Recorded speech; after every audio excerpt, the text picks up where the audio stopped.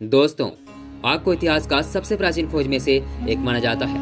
आज आग का इस्तेमाल खाना बनाने, दो वस्तुओं को तोड़ने, जोड़ने तथा अन्य कामों में किया जाता है। लाइटर या माचिस के द्वारा हम सेकंडों में कागज या फिर अन्य चीजों को जला सकते हैं। आजकल आग जलाना भले ही आसान है, लेकिन पहले के समय में एक छोटी सी चिंगारी निकाल पाना भी बहुत ही मुश्किल काम था। ये तो हम सभी जानते हैं कि लगभग सभी धर्मों में आग को पवित्र माना जाता है, और ये भी है कि भारत में आग की बड़ी धार्मिक महत्व है।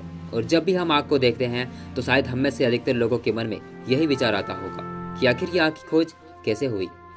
दोस्तों, पहले आग प्रकृति के कारण उत्पन्न होती थी। जब आसमानी बिजली गिरती या फिर गर्मियों के दिनों में पेड़ आपस में बार बार टकराती, आग लगने पर आदिमानव उसका चमक और तपन से घबरा जाते थे। ये देखते कि पेड़ों की डालियां चमक रही होती है। घने जंगलों में भागते हुए जानवरों को देखकर वे आपस में और भी भयभीत हो जाते थे। एक दिन कुछ आदिमानव जंगल के रास्ते के जा रहे होते हैं। वे तभी देखते हैं कि जंगल में आग लगी है। कुछ लोग डर रहे थे, कारण उस आग में बहुत सारे जानवर जलकर मर गए थे। उसमें से एक आदिमानव को भूख लगती है।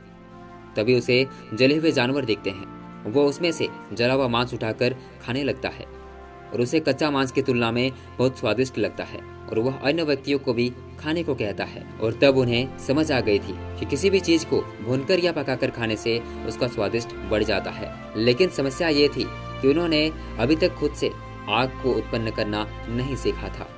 इसलिए वे आग को बचा कर रखते थे, मतलब जली हुई लकड़ियों को बुझने नहीं देते। वे जानवरों से बचने के लिए गुफा के बाहर और अंधकार से बचने के लिए गुफा के अंदर रख देते थे। वे अंधकार में जहाँ जाते जली हुई लकड़ी को साथ ले जाते थे।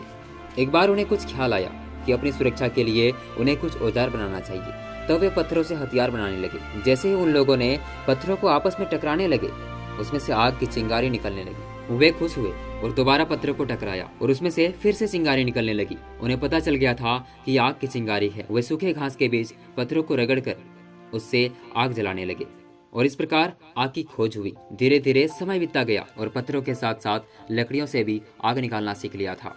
दोस्तों, अगर आप इस जमाने में होते तो क्या करते? ये जानकारी आपको कैसे लगी, आप हमें कमेंट में जरूर बताएं। और हाँ, मुझे विश्वास है कि आपने अभी तक हमारे चैनल को सब्सक्राइब कर लिया होगा। धन्यवाद।